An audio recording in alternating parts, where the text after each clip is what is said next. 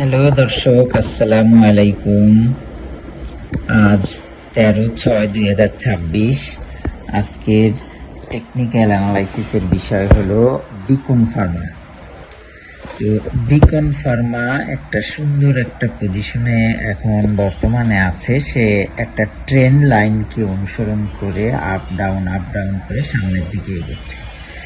দেখুন, যখন ট্রেন্ড লাইনটা শুরু হয় উপর থেকে নিচ পর্যন্ত সে একটা ট্রায়াঙ্গেল বা ত্রিভুজ তৈরি করেছে। নিচে প্রাইস যখন 95 টাকা 50 পয়সা বা 95 টাকা 90 পয়সা ছিল, তখন একটা বুলিশ ডাইভারজেন্স তৈরি হয়েছিল।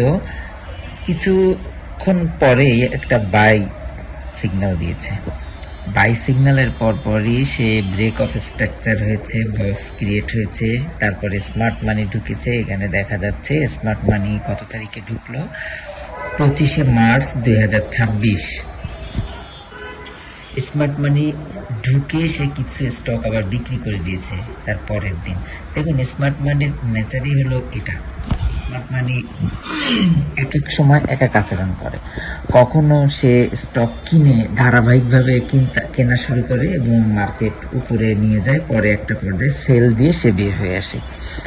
কোনো কোনো সময় সে ঢুকে নিজেই আবার বিক্রি করা শুরু করে, মার্কেটটাকে নিচে নামিয়ে দেয়। ক্ষুদ্র বিনিয়োগকারীদেরকে ভয় দেখানোর জন্য অনেক সময় প্রাইস আরও কমিয়ে দেয়, যাতে সে সহজভাবে কিনে নিতে পারে, কম দামে কিনে নিতে পারে। তো সেরকমই এখানে স্মার্ট মানি ঢোকার পর দেখুন প্রাইসটা আস্তে আস্তে নিচের দিকে নামা শুরু করেছে। আমাদের সফটওয়্যারে কিন্তু আমাদেরকে সিগন্যাল দিয়েছে, উপরে বেয়ারিশ ডাইভারজেন্স লেখা দেখতে পাচ্ছেন আপনারা।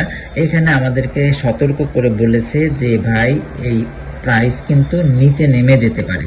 তো আমরাও সেই অনুপাতে সিগন্যাল পেয়ে আমরা এক্সিট নিয়েছি।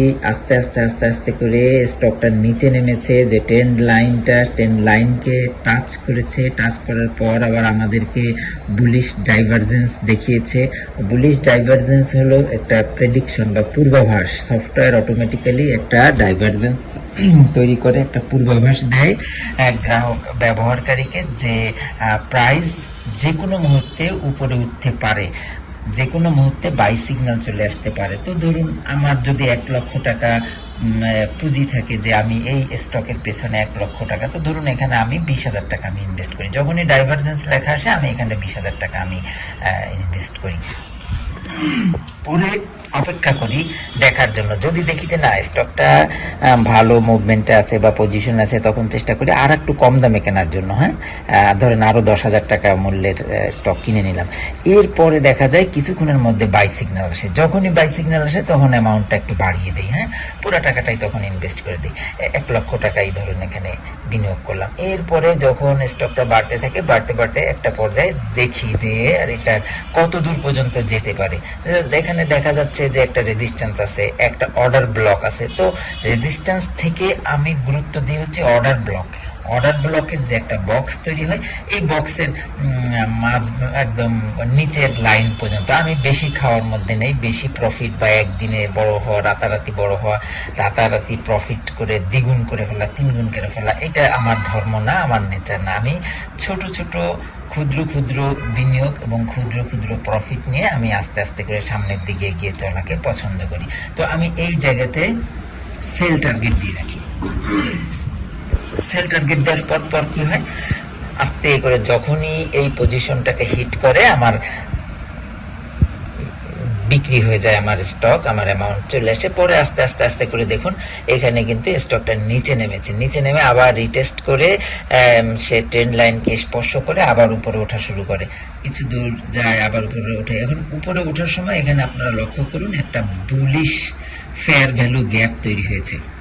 এই বুলিশ ফেয়ার ভ্যালু গ্যাপকে রিটেস্ট বা রেসপেক্ট করার জন্য আবার নিচে নেমে এসেছে মার্কেট নিচে নেমে আসার পর একটু ক্যান্ডেল এদিক সেদিক করার পর, রিটেস্ট হওয়ার পর আবার দেখুন নিচে ডাইভারজেন্স ডিসপ্লেস লেখা এসেছে। ডিসপ্লেস দ্বারা আমরা কি বুঝি? ডিসপ্লেস দ্বারা বুঝি যে এখানে যে ট্রেন্ড, লোয়ার ট্রেন্ড থাকলে এটা চেঞ্জ হয়ে আপ ট্রেন্ডে যাবে, বা আপ ট্রেন্ড থাকলে চেঞ্জ হয়ে লোয়ার ট্রেন্ডে আসবে। ডাইভারজেন্স যেমন আমাদেরকে পূর্বাভাস দেয় যে মার্কেটে যে কোনো সময় চেঞ্জ হয়ে প্রাইস উপরের দিকে যেতে পারে। ঠিক ডিসপ্লেস আমাদেরকে পূর্বাভাস দেয় যে মার্কেটের ট্রেন্ড পরিবর্তন হয়ে যেতে পারে। হ্যাঁ, তো দুইটাই আমাদের জন্য কিন্তু গুরুত্বপূর্ণ। তো দেখুন, ট্রেন্ড পরিবর্তন হয়েছে, ট্রেন্ড পরিবর্তন হয়ে আস্তে আস্তে আস্তে করে মার্কেট নিচে নেমেছে। তবে নিচে নামলেও সে ট্রেন্ড লাইনকে কিন্তু কখনো বিচ্ছিন্ন করেনি, ট্রেন্ড লাইন বরাবরই চলছে। পরে আমাদের আবারও বাই সিগন্যাল এসেছে, আমরা বাই করেছি। এখানে আইসবার্গ হয়েছে। আইসবার্গ বলতে আমরা যেটা বুঝি সেটা হচ্ছে ব্লক ট্রানজেকশন বা স্মার্ট মানির এন্ট্রি বা অ্যাক্টিভ হওয়া। এখন এটা কিভাবে এদের ফুটপ্রিন্ট সংগ্রহ করা হয়? ধরুন ধারাবাহিকভাবে যে সিকোয়েন্স অনুযায়ী যদি কেউ বাই সিগন্যাল বা সেল সিগন্যাল দেন, তবে এখানে উপরে দেখা যাচ্ছে যে সিকোয়েন্স অনুযায়ী ধরেন 1 লক্ষ 1 লক্ষ 1 লক্ষ, উদাহরণ দিতেছি, 1 লক্ষ 1 লক্ষ 1 লক্ষ, এইভাবে 20টা বা 50টা 1 লক্ষ টাকার সেল টার্গেট দিল। তখন আমাদের এই সফটওয়্যার এটাকে ধরে ফেলে যে এখানে একটা ফুটপ্রিন্ট আছে স্মার্ট মানি। ঠিক একইভাবে বাই করার সময় যদি কেউ এরকম 50 লাখ 50 লাখ 50 লাখ এরকম 50 লাখের যদি কেউ 20টা বা 30টা বা 25টা বা 10টা একটা নির্দিষ্ট মাত্রার যদি কোনো বাই সিগন্যাল দেন, তখন আমাদের এই সফটওয়্যার এই ফুটপ্রিন্টটা সংগ্রহ করেন এবং ধরে ফেলেন যে এখানে আইস ব্রেক হচ্ছে। আবার কোনো কোনো ক্ষেত্রে দেখা যাচ্ছে ব্লক ট্রানজেকশন হয়। আরো কিছু গোপন কিছু সূত্র আছে যেগুলো আমরা নাই বললাম।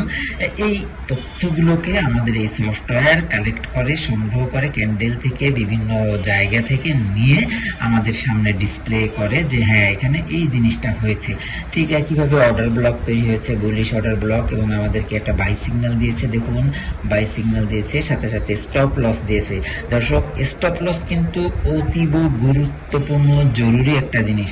সব স্টক আপনি 10টা স্টকে এন্ট্রি নিয়েছেন, 10টা স্টকই যে আপনাকে প্রফিট দিবে এরকম কিন্তু নয়, এটা সম্ভব নয়। এখন পর্যন্ত কেউ এটা করতে পারেনি। হ্যাঁ, ভাগ্য চক্কর দু একটা হয়ে যেতে পারে, দু এক সময় দেখা গেল 10টা ধরেছেন 10টা হয়ে যেতে পারে, কিন্তু most of the time, maximum time আপনার কি হবে, 10টা আপনি ধরেছেন, হয়তো 8টা 7টা 6টা, ম্যাক্সিমাম 8টা হয়। হ্যাঁ, তবে আমরা যেটা পেয়েছি আমাদের এই ইন্ডিকেটরের মাধ্যমে, আমরা মিনিমাম 6টা বা মিনিমাম 5-এর নিচে আমাদের কখনো যায় না। হ্যাঁ, আমাদের রেশিও কখনো নামে না।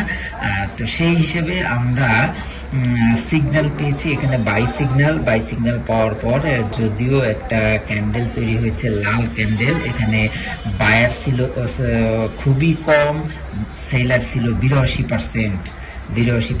আশা করা যায় আগামীকাল এখান থেকে মার্কেট শুরু হবে এবং একটা সবুজ ক্যান্ডেল দিয়ে মার্কেটটা উপরে যাবে, যদি সব দিক ঠিকঠাক থাকে, কোনো খারাপ নিউজ বা কোনো প্যানিক সেল বা কোনো কিছু না হয়। হ্যাঁ, তা কোনো নিউজ যদি না আসে তাহলে আশা করা যায় মার্কেটটা উপরের দিকে যাবে। এখানে যেহেতু এতগুলো স্মার্ট মানি আছে, এই যে দেখুন এই পাশেও, পিছনের দিকেও যদি আমি 26শে এপ্রিল, তারপরে 23শে এপ্রিল, এরপরে 27শে এপ্রিল, এগুলো সব স্মার্ট মানি বিক্রি করে বেরিয়েছে। ঠিক একইভাবে স্মার্ট মানি আবার এখানেও বিক্রি করেছে, এখানে কিনেছে। হ্যাঁ, তারা এই স্টকটাকে একটা ব্যালেন্সের মধ্যে রেখেছে, ব্যালেন্স সিচুয়েশন। এখন আগামীকাল দেখা যাচ্ছে সামনে 3টা রেজিস্ট্যান্স আছে। এই 3টা 107-এ একটা রেজিস্ট্যান্স, 109-এ আছে এবং 110-এ আছে, যদিও ছোট। এটাকে যদি পার করতে পারে তাহলে আমরা ধরে নিচ্ছি আমাদের প্রফিট বা টেক প্রফিট জোন হচ্ছে 115। তবে আমরা এটাকে ধরে নিব 114 পর্যন্ত। আপনি 114 পর্যন্ত একটা টার্গেট দিয়ে রাখতে পারেন যে স্টকটা এই পর্যন্ত যাবে। আমাদের চার্টে, টেবিল চার্টেও দেখাচ্ছে যে হ্যাঁ অ্যাক্টিভ লং, সে অ্যাক্টিভ আছে উপরে যাওয়ার জন্য, লম্বা একটা রানের জন্য।